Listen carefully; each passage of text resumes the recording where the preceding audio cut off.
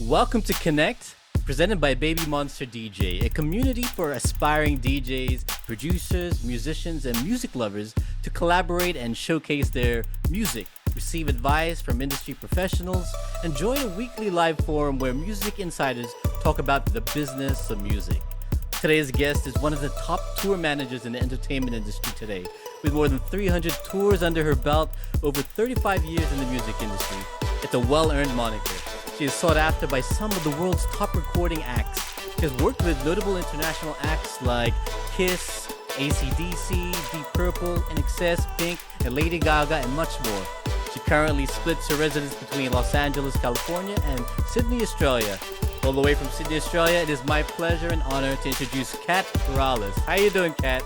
Hi, everyone. Hi, nice to meet you. My God, you made me sound old. First off, I guess, how did you get started into this business, into what you're doing right now? Well, let me start by saying I've been in the industry now for 35 years. And just like most jobs, I did start at the bottom, which is great. I started in merchandise, actually. So I was selling T-shirts for a local Australian band. And I guess that band ended up being, quite profiled. So that's how I got into the business.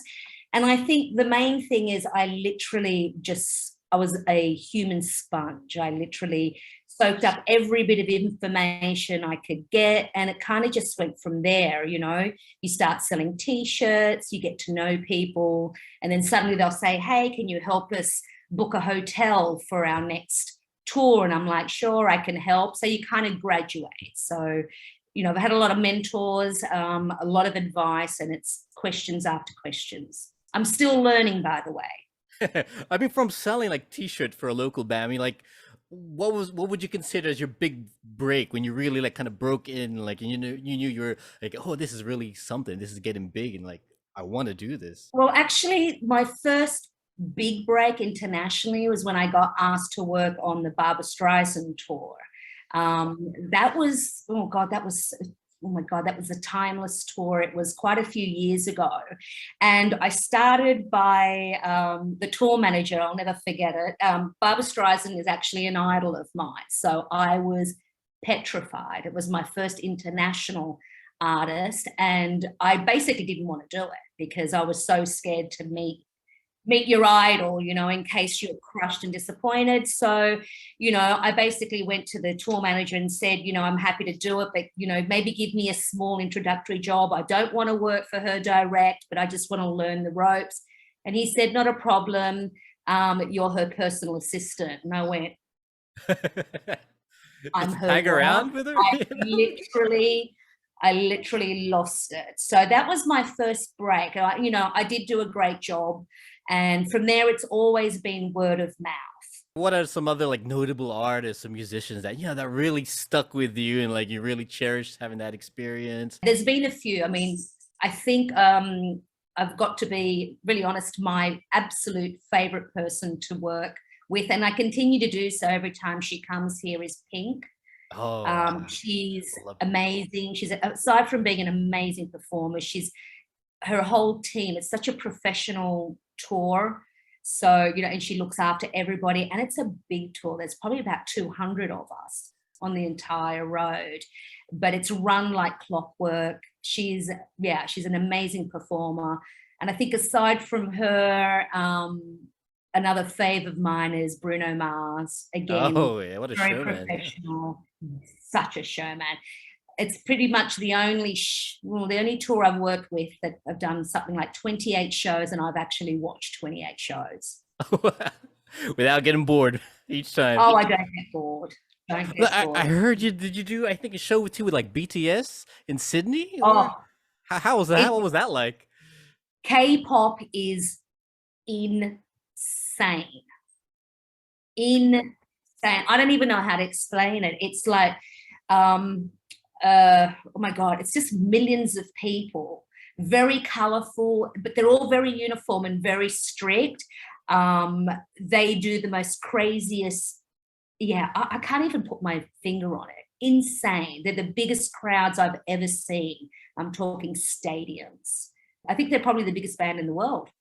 Right. Yeah. They're at the Grammys, right? Like just the Yeah. other week or something, and all this like all the other artists were getting selfies with them. You know, it's amazing. Oh, yeah, totally. There's another K-pop artist that I work with called Blackpink.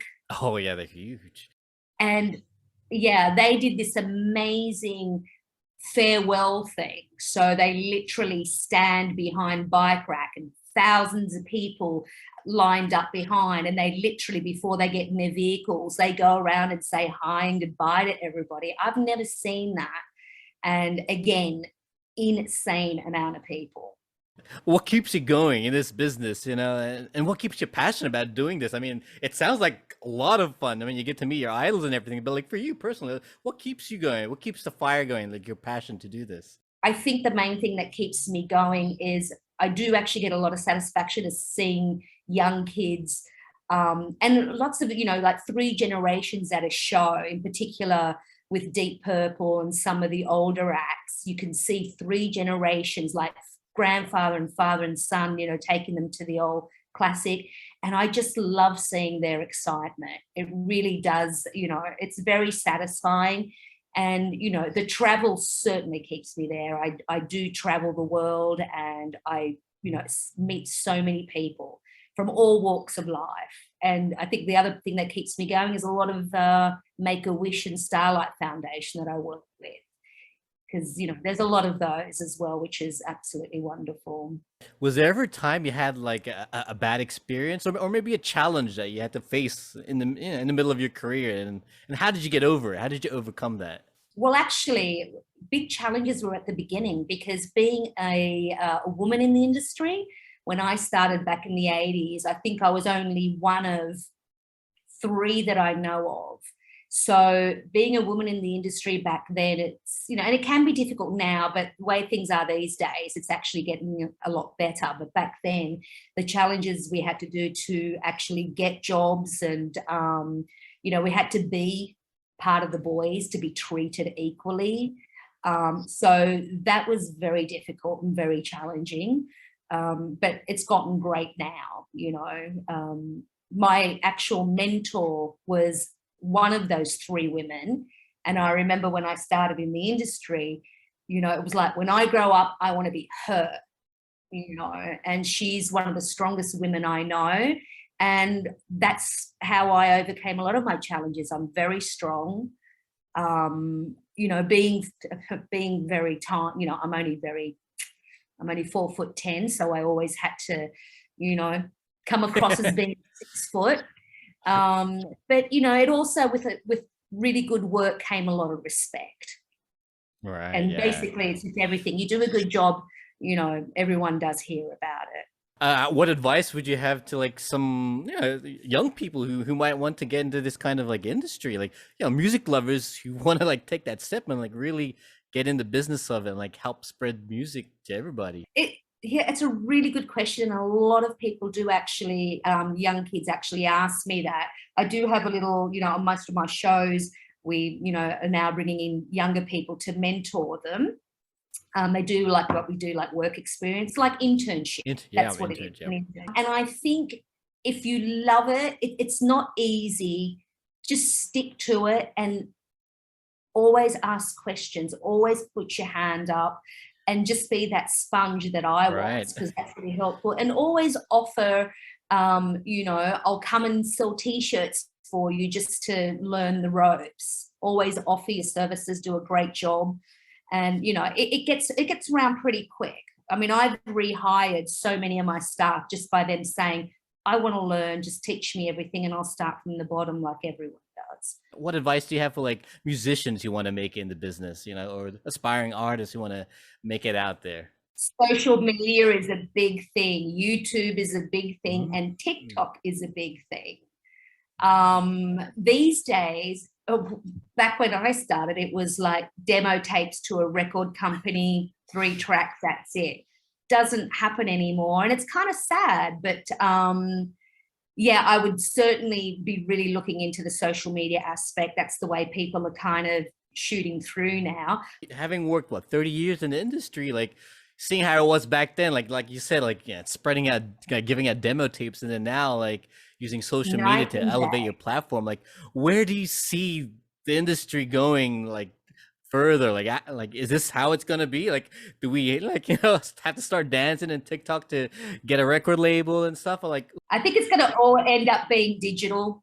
Like, concerts these days during COVID, I remember putting on, we had this festival, a Live Nation festival, and being COVID and not having crowds, it was all like a virtual experience, which is really incredible. I put my little Oculus on. Yes, I am a little bit of a nerd.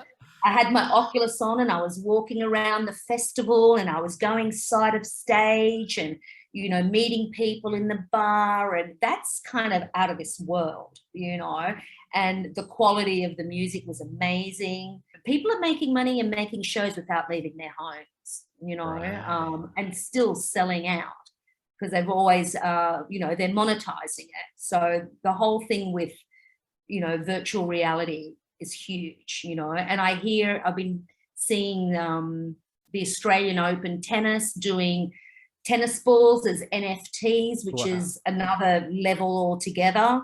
People going watching the tennis, via virtual reality, and it's just the way to go forward. I wish I knew way more about it, but I am, like I said, I'm still learning, still being a sponge 35 years later. Never stop learning. Yeah. I hear now too, like if it was demo tapes 30 years ago, now people are like releasing their music as NFTs. And that's kind of like their demo tape in a way too, because they're putting out there without going through the record labels, but it's going straight like to the people. I know.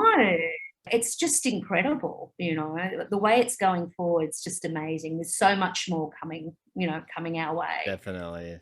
Okay, I do have one last question before we do end it. Like, if you were a DJ, what music would you be spinning today? Oh my God, this is going to be so embarrassing. I know. I would probably have to be in some 70s or 80s disco. Nice. I would be doing probably a lot of disco. But I'd be fascinated to try and do the mishmashes, Mm. I would definitely be into that. But I do love the old 80s and Yeah, 70s. when I grew up when I was a kid or a teenager. I grew up with the Saturday Night Fever soundtrack Oh, album. Oh, I God. love that album when I was a kid, and when they did that, like Beethoven, I think, with the disco beat. Yeah. Oh, Well, let me ask you a question. What was your first live concert? Red Hot Chili Peppers in Melbourne. Red When I Hot was in Chili Peppers. high school, I think, yeah. Never Right, forget that. right. Yeah, that was great. I mean, taking off their shirts and everything, and like Yeah.